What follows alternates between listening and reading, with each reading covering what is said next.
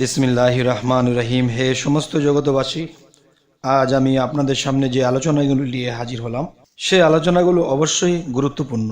ইনশাল্লাহ যেই গুরুত্বপূর্ণ আলোচনাগুলো করব সেটি হলো স্বপ্নের ব্যাখ্যা। যেই ব্যাখ্যাগুলো যদি আমরা বুঝে চলতে পারি, ইহকাল ও পরকাল আমাদের জীবন ধন্য হবে এবং সামনে কি হবে আল্লাহ এটাও স্বপ্নে জানাচ্ছে, কিন্তু সেইভাবে আমরা চলছি না, যার ফলে আমরা বিপদগ্রস্ত হতেই থাকি। আর আল্লাহকে বলি, আল্লাহ তুমি আমাদেরকে দেখলে না। আল্লাহ সবসময় দেখে, কিন্তু ইঙ্গিত করে, সেই ইঙ্গিতগুলো আমরা বুঝতে পারি না। দেখুন একটি বিষয়, যে মৃত কাফেরকে স্বপ্নে দেখলে আপনি কি বুঝবেন? মৃত কাফেরকে স্বপ্নে দেখলে আপনি এটাই বুঝবেন, যদি কোনো ব্যক্তি স্বপ্নে কোনো মৃতকে হাসতে দেখে, পরে আবার কাঁদতে দেখে, তবে এই ইঙ্গিত করে যে সে মুসলমান হিসেবে মৃত্যুবরণ করে নাই, নাউজুবিল্লাহ। আর যদি মৃতকে চেহারা কালো দেখা যায়, তাহলে কি বুঝবো?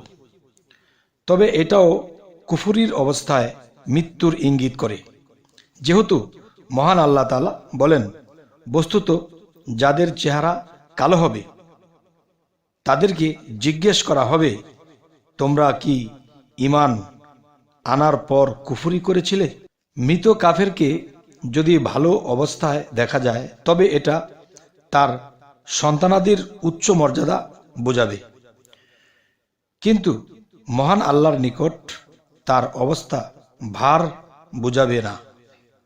যদি কোনো ব্যক্তি স্বপ্নে মৃতকে বিমার বা তার গায়ে ময়লাযুক্ত কাপড় দেখা যায়, তবে বান্দার হক ছাড়া আল্লাহ, মহান আল্লাহ তাআলা ও তার মধ্যে দিনের সমস্ত হক রয়েছে, সে সম্পর্কে জিজ্ঞাসা হবে। এবার আসি, যদি কোনো ব্যক্তি স্বপ্নে মৃতকে ব্যস্ত বা ক্লান্ত দেখে, তবে এটা কি বুঝবে? ওই ব্যস্ততা বা ক্লান্তির আলামত যাতে সে লিপ্ত রয়েছে। আচ্ছা, তো এবার যে আলোচনাটি আপনাদের সামনে তুলে ধরবো সেটি হলো, দেখুন, দাদা দাদি, নানা নানি, বাপ মা ইত্যাদিকে স্বপ্নে দেখা।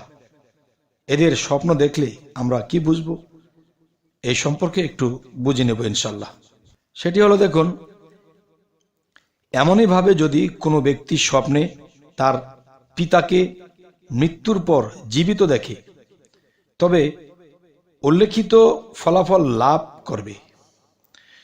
এটির অর্থ এটি যে তার উল্লেখিত ফলাফল লাভ করবে, এবং এটা আরও বেশি ফলপ্রসূ হবে, কেননা বাপ মায়ের তুলনায় বেশি সক্রিয় ও শক্তিশালী।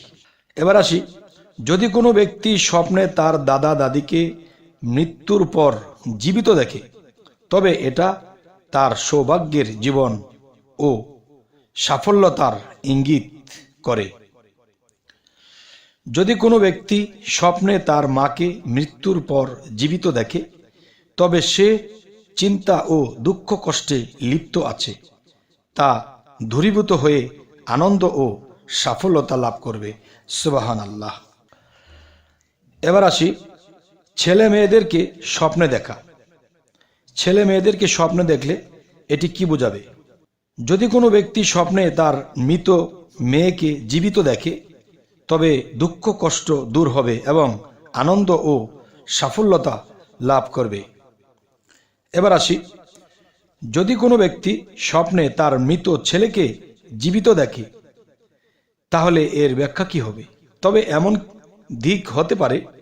এমন দিক হতে তার শত্রুর পয়দা হবে, যা সে ধারণাও করতে পারবে না। এটির অর্থ হলো এটি। এবার আসি, ভাই বোনকে স্বপ্নে দেখলে কি হয়? যে ভাই বোনকে স্বপ্নে দেখলে আমরা যে জিনিসটি বুঝবো, যদি কোনো ব্যক্তি স্বপ্নে তার মৃত বোনকে জীবিত অবস্থায় দেখতেছে, তাহলে এর ব্যাখ্যা কি হবে? এর ব্যাখ্যাটি হবে, তবে তার কোনো হারানো লোক বিদেশ সফর হতে ফিরে আসবে এবং আনন্দ লাভ করবে, যেহেতু মহান আল্লাহ তাআলা বলেন, মুসার আম্মা মুসা আলাইসাল্লামের কথা বলা হচ্ছে। এর বোনকে বললেন, তুমি তার পিছনে পিছনে যাও। ফলে সে দূর হতে অজ্ঞাতসারে অপরিচিতা হয়ে তাকে দেখতে লাগলো। এই কথাটি কোথায়? সূরা আল কাসাস আয়াত 11। আচ্ছা, এখানের কথাটি বলছি, যদি কোনো ব্যক্তি তার মৃত ভাইকে জীবিত দেখে তবে দুর্বলতার পর শক্তি অর্জন করবে, যেহেতু মহান আল্লাহ তাআলা বলেন। মুসা আলাইহিস সালাম বলেন, আমার ভাই হারুনকে আমার সাহায্যকারী বানান এবং তার মাধ্যমে আমার কোমর মজবুত করেন এবং তাকে আমার কাজে শরিক করেন। সূরা তোয়াহা আয়াত 30-31। আচ্ছা, এবার আসি মামা খালাদেরকে স্বপ্নে দেখা কি বুঝবো। এটি হলো, দেখুন, যদি কোনো ব্যক্তি স্বপ্নে মহিলাদের কাপড় সাদা দেখে তবে ধর্মীয় বিষয়ে আশা আকাঙ্ক্ষা পূর্ণ হবে। আর যদি কালো দেখে তাহলে কি হবে?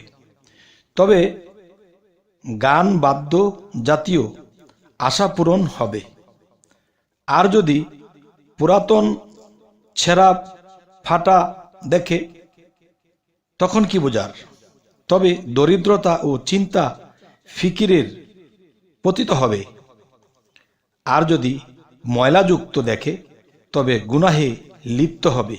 এবার আসি, যদি কোনো ব্যক্তি স্বপ্নে মৃতকে নিদ্রিত বা ঘুমন্ত দেখে তবে এটা তার পরকালের আরাম আয়েশের প্রতি ইঙ্গিত করে।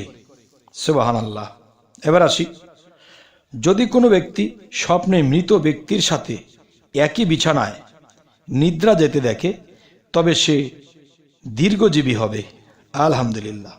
এবার আসি, যদি কোনো ব্যক্তি স্বপ্নে মৃতকে জীবদ্দশায় যেখানে নামাজ পড়তে দেখত সে সেই জায়গায় ছাড়া অন্য কোথাও নামাজ পড়তে দেখে তবে এটার তাবির এটাই যে জীবদ্দশায় সে নেক আমল করেছিল বা সমস্ত ওয়াকফ